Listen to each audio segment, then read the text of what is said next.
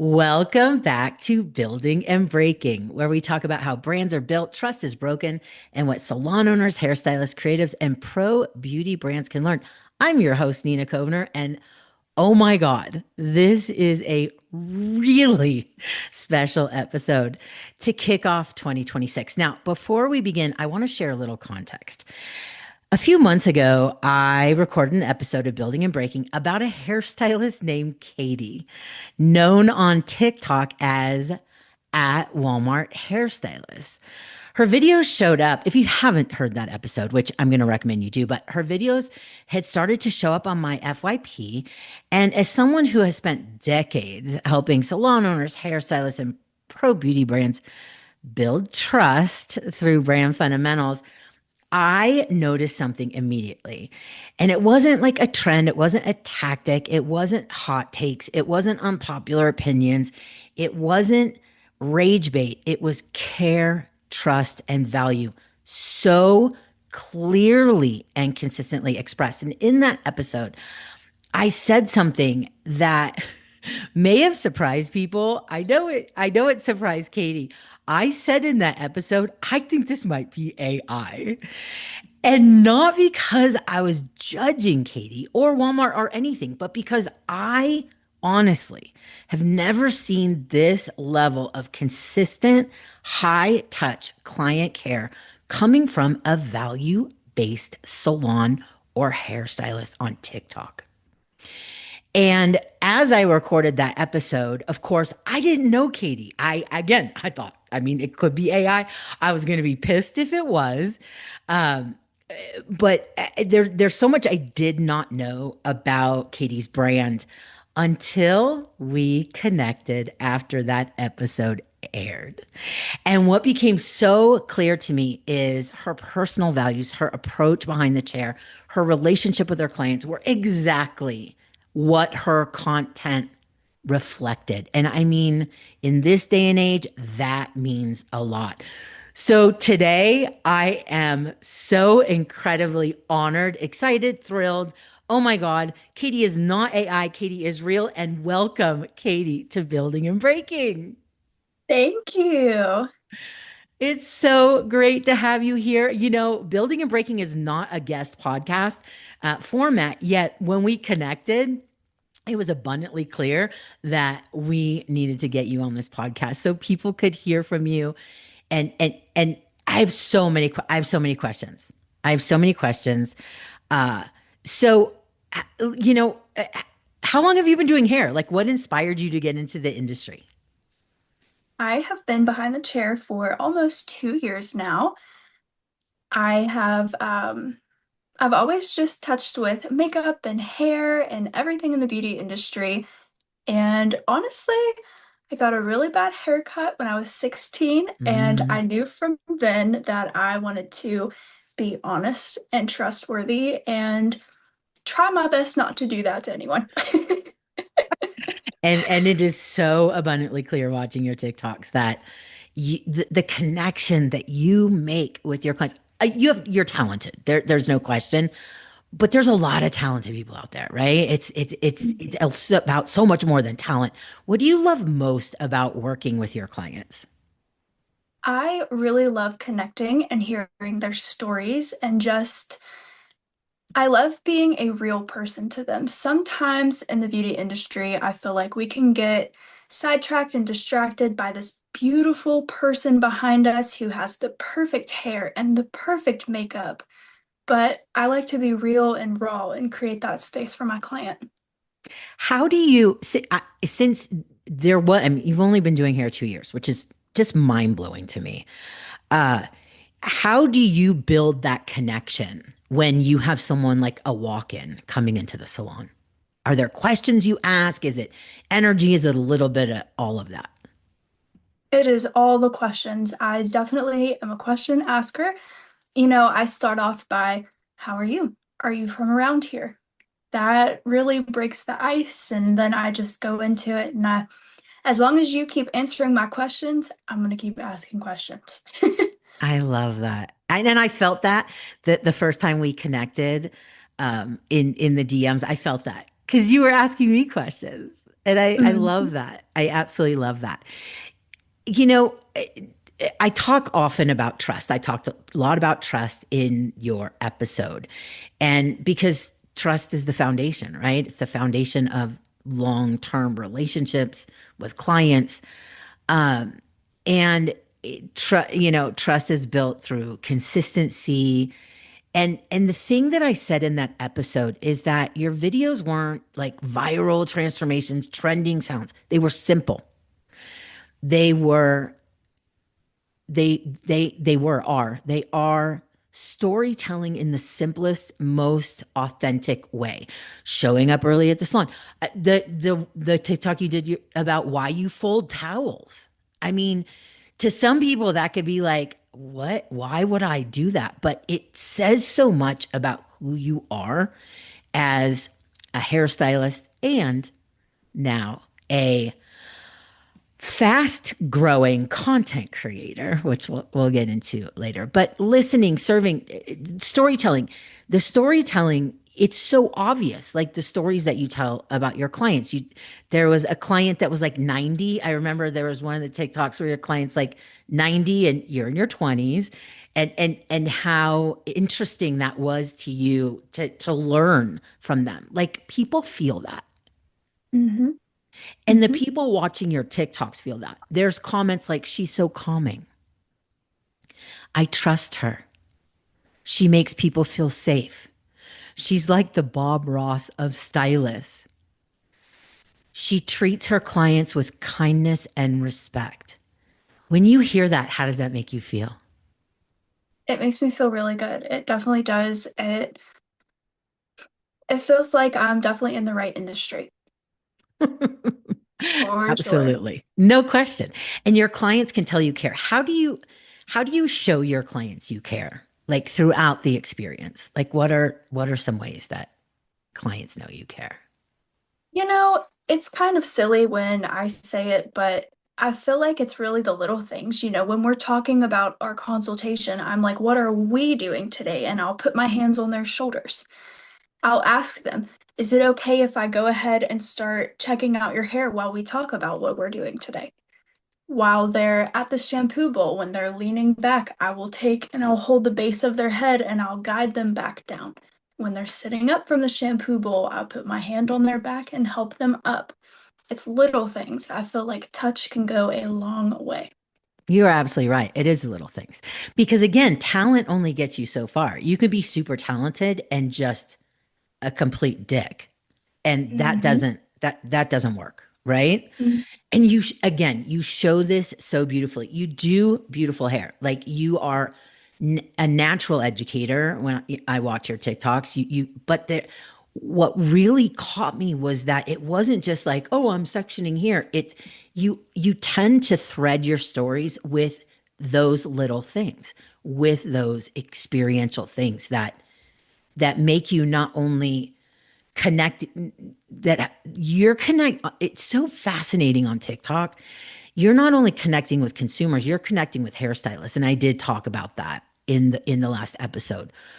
When there's so much discourse and so much chaos that Mm-hmm. happens on Hair Talk, you just kind of like stepped out and were like, you know what? I'm not doing this. How do you stay out of the drama? I just don't even pay attention. I don't have time for it. You don't. I don't pay attention to it. And honestly, even in my own personal comment section, I know that if one person tries to start something, I can just step back because honestly, my followers kind of take care of it for me. They're like, hey, she said this.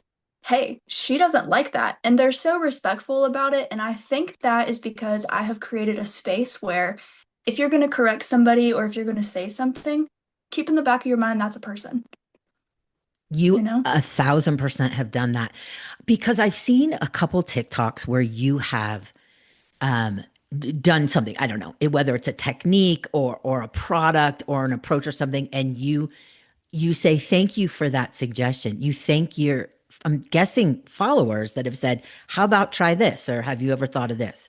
You are so Hmm. respectful Hmm. and acknowledging, and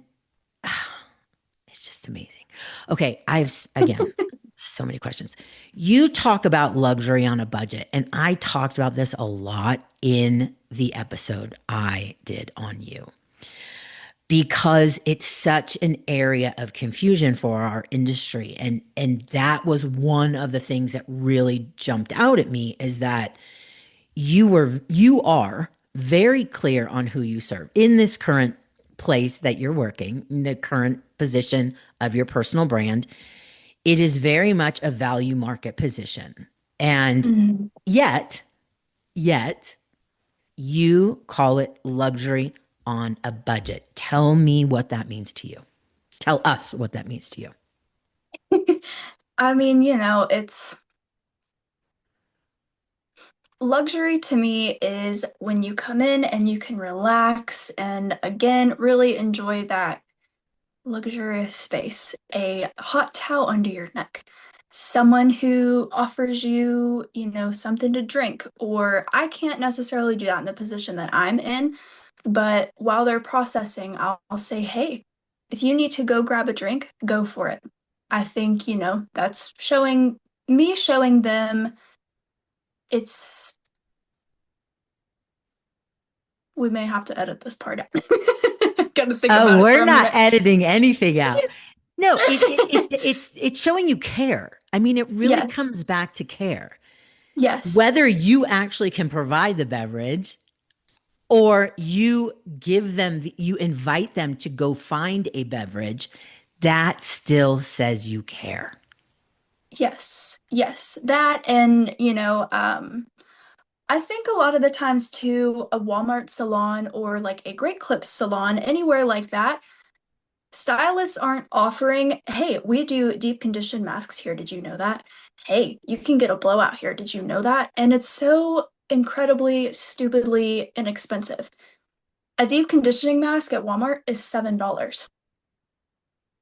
Your 24.49 haircut and shampoo suddenly turns into, let's say, $32. That is so incredibly, stupidly inexpensive to leave feeling amazing.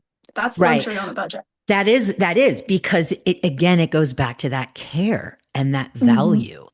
And at the end of the day, we want those people feeling beautiful as much Hmm. as looking beautiful, feeling cared for. That's what they want, which I said on the episode, whether it's 24.49 or 549. Hmm. Clients deserve to feel cared for. It's Hmm. interesting. Comments on this were very interesting. Um, every hairstylist from every different business model, every different market position has been cheering you on.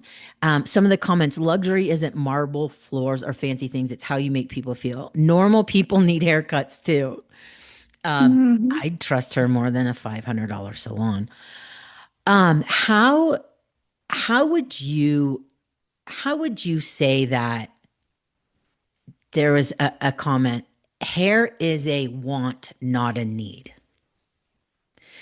Because I talked in the episode about the problem with going to a salon as a luxury narrative that we see in our industry so much.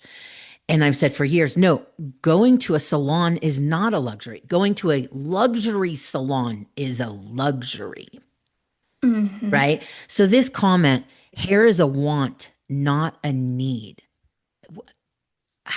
What is that? How does that make you feel?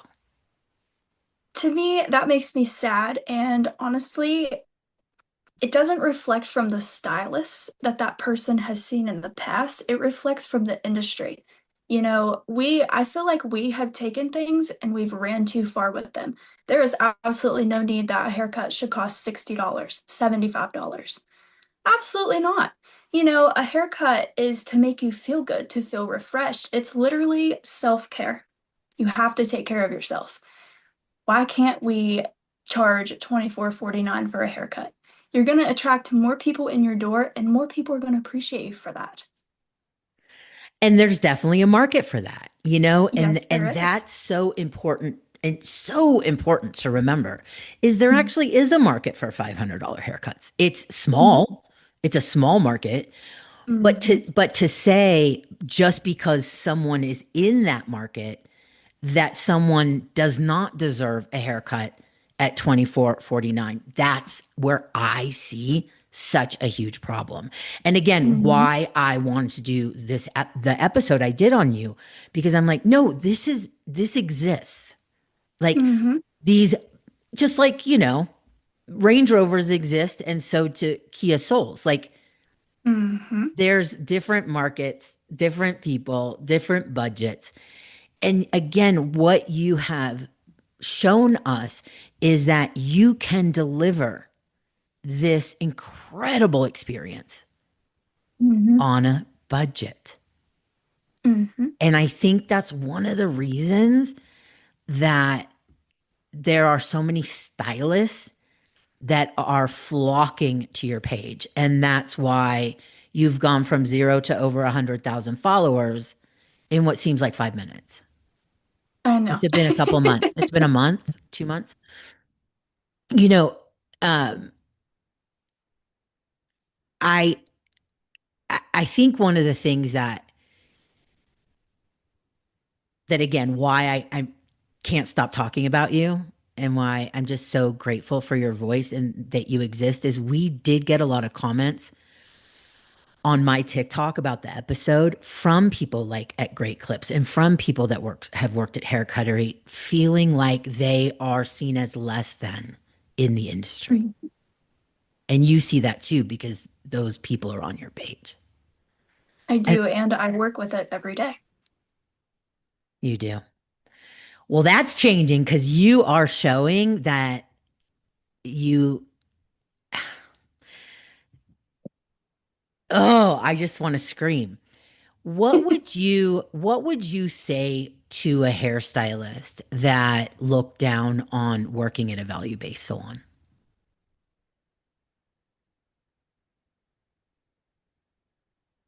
I would tell them that we all start in the same place. Mm, Day one was in beauty school. We all had the same dream. And just because someone is at a value place doesn't make them less valuable as a person. Mike. Did Mike drop? Is that Mike drop? Is that oh my God, I'm so old. Yes, that. Beautiful. Beautiful.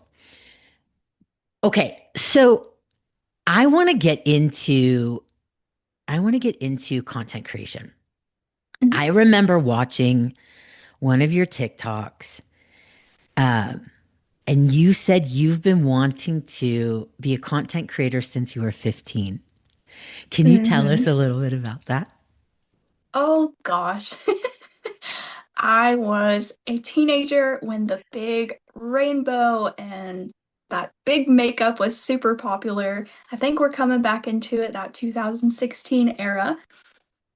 My friend and I, we used to spend the night at each other's houses and stay up all night creating these makeup looks and posting on Instagram. And I knew from then I was like, oh my gosh. And I started making little YouTube videos and I loved it. And then, you know, I'm 15, schoolwork got in the way, simply just fell off. And now look at you. I know, full circle moment. Crazy, huh? Such a, I think about when I was 15, I was not having sleepovers doing makeup. Uh, Gen X had it was a different time.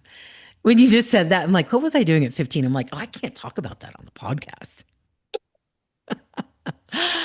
Tell me, tell me a little bit about how you go about creating your content because you are a working hairstylist just like everybody else, but also an aspiring content creator, which is two jobs. Those are two very separate jobs. The content creation job is to become a content creator, right? Mhm. The hairstylist job is to be a hairstylist and deliver awesome experiences to your clients.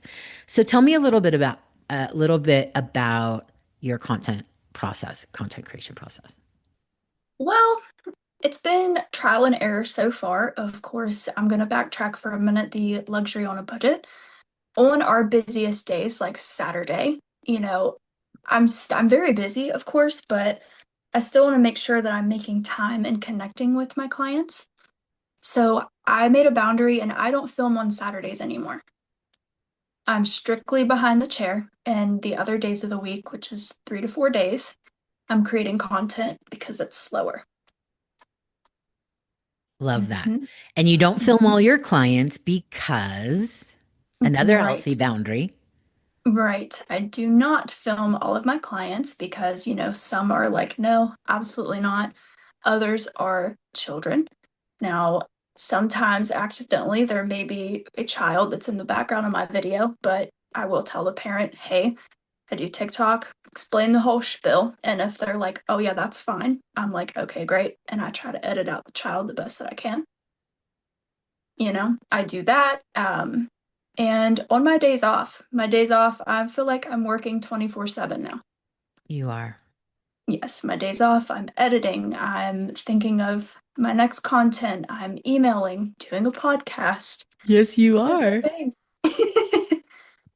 And you do a lot of voiceovers, right? So you're capturing content throughout the day and then you're building your TikToks. Yes, yes, I have a pretty good memory, so sometimes I take notes about my day, but most of the time I just come straight home, 8:30 at night, and I'm doing a voiceover. Mm. Hmm. And I want to be sure that people heard working 24/7. Now, of course, everyone's different. Different Hmm. times in our lives. In your 20s, you may work more in certain areas, things you're passionate about. We are in no way suggesting that people work 24 hours a day, but also it's important to know this is hard work. Hmm. This is really, really hard, time consuming work. And you're so good at it. Well, thank you. You're so good at it. I I cannot like every time I read the comments on like just a TikTok that I did on you, but reading comments, it is so abundantly clear that there are people, I believe a lot more people than people realize, seeking your type of content, seeking your type of energy, seeking your type of storytelling that is calm, that is hopeful, that is kind. And it's interesting because I've talked for years about what harm the algorithm is doing to us as a society. This is outside, this is, in general. And how clickbait and rage bait and hot takes and unpopular opinions and all that are what the algorithm loves. Yet you somehow have blown up on TikTok without playing any of those games. Hmm. And that's something to be proud of. Hmm. Absolutely. Absolutely. I'm Was very that proud always your intention? Like as a to, content creator, like you were like, if I show up here, I'm going to show up here in this way. in a way, but not in the way that you think. I've always told myself, if I'm going to show up and I'm going to do something, I'm going to be myself no matter what. Mm. My people will find me, and that's just simply what I did. I was just me. I was just me. I want everyone to really hear that. I Hmm. was just me. I know the algorithm rewards the chaos, but we do not have to participate in it. And Katie is such a beautiful example of that. Such an incredible example of that. What do you hope? What do you hope clients feel, your community, your followers feel when engaging with you? Inspired. Mm. Hmm. Inspired. There are two things that I would like to take away from doing everything that I'm doing right now. For one, that would be to open the eyes of the beauty industry and, you know, like you said, there's a place for everyone, there is a market for everything, but luxury beauty is so important. That's important, it's real, it's raw. And the other thing that I would like to do is even to my non-hairstylist followers is just building a community, being kind to people. If you have questions about somebody, ask them. You're going to make so many connections and you never know what's going to happen in your life. You're absolutely right. You're absolutely right. Mm. It's interesting. I said when I recorded that episode, the one on you in the beginning of November, and I said in that episode, and I said like when I shared it to the pro beauty brands out there, because specifically the pro beauty brands, because that's who I speak to and work with and understand. I said, don't sleep on Katie. Katie is going to blow up. Katie is going to blow up. Katie is someone you want on your team because Katie is representing the type of content creator that I truly believe we need more of. And Katie, I think you've been getting some brand deals lately. I have. I have. I like almost start crying when I see a sponsored post. I'm like, Katie, I love it. Yes, yes. I have a few more coming up actually. I do. I'm very excited. Oh, I believe that. Very excited. I'm very proud of you. Well, thank you. I've only known you 2 months.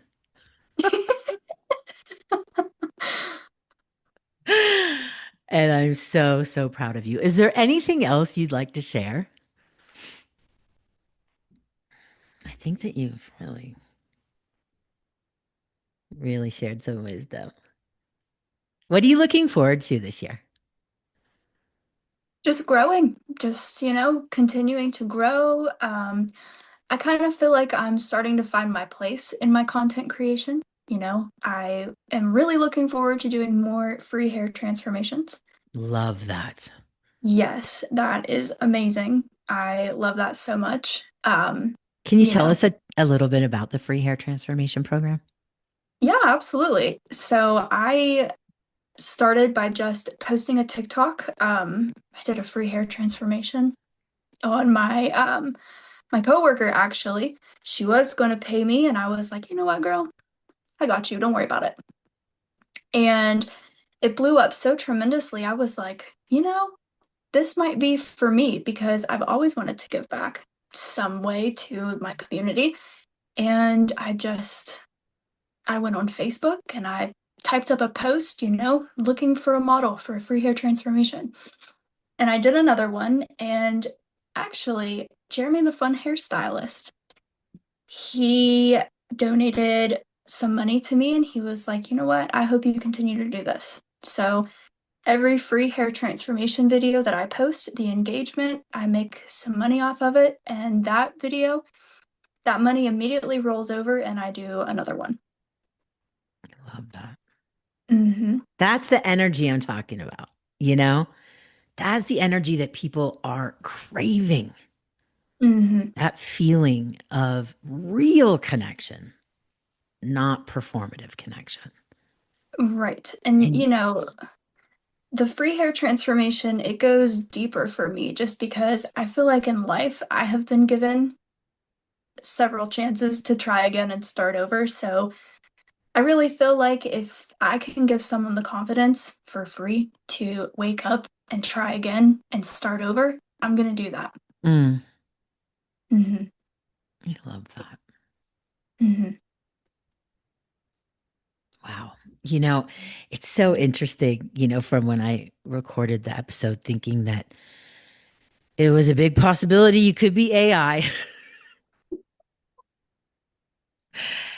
And even if you were, I'm so glad you're not. But even if you were, the pattern that I saw from you immediately watching those TikToks were again back to care, trust, and value. And for anyone listening to this episode, you know,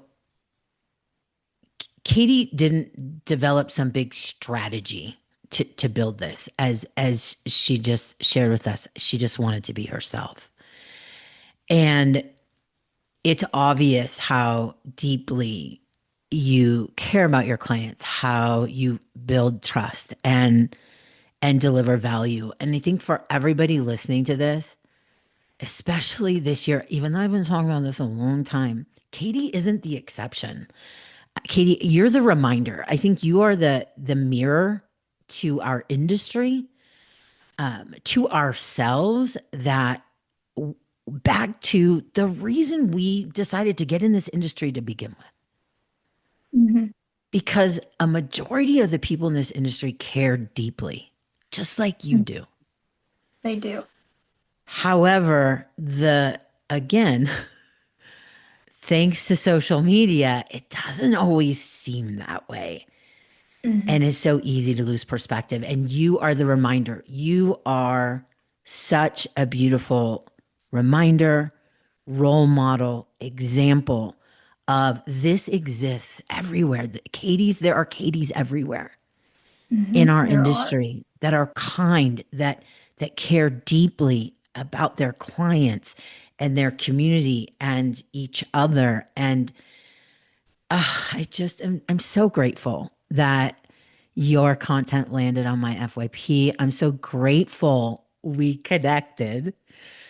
And you guys, I'm honest. I told Katie, I'm like, I thought you may have been AI. I thought, like, I'm like, I'm gonna have to come on some follow-up episode and say, well, guys, my instincts, yep, this is not a real person. So when I got to meet and FaceTime with Katie, I'm like, I know this seems like nuts and I sound crazy, but I'm just so grateful you're real. I'm so grateful you're real. Katie, thank you so much for Yes, thank joining you. me. Thank you for Um, having me. Thank you for sharing your story, your experience, your wisdom, your heart. I am looking so forward to continue to watch you grow and continue to make an impact in such a beautiful and positive way on our industry and on all of the um, people that follow you and connect with you. So, of course, you already know I'm going to recommend everybody follow Katie on TikTok at Walmart Hairstylist. And I'm so excited that Katie is back on Instagram. And it's Caitlin X Stylist, KATELYN X Stylist on Instagram. What a way to start the new year. I know. It's so exciting. It's going to be a great year. It is. You said that when we talked a few weeks ago. I believe you. I Yes, feel it's that way going to too. be. Yeah, it's going to be, not for me, not just for you, but for everybody. I really feel it. Yeah, I feel it too. Hope is really contagious, you know? Uh It is. just like kindness, right? Mm-hmm.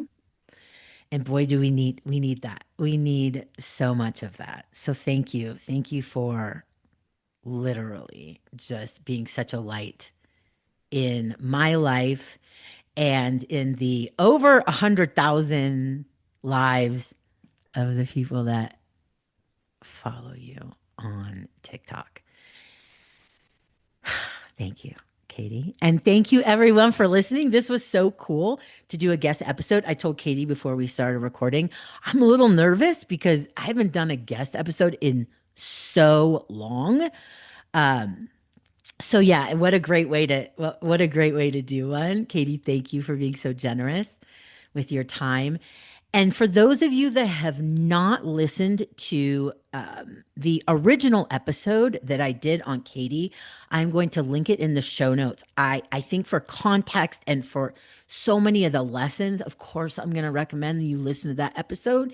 And then, of course, come back to this episode.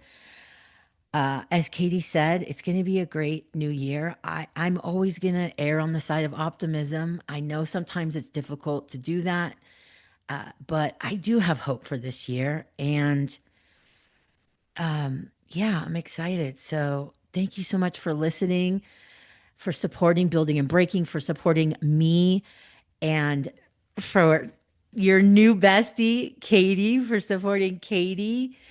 And Happy New Year, everyone. Thank you so much for listening. Bye.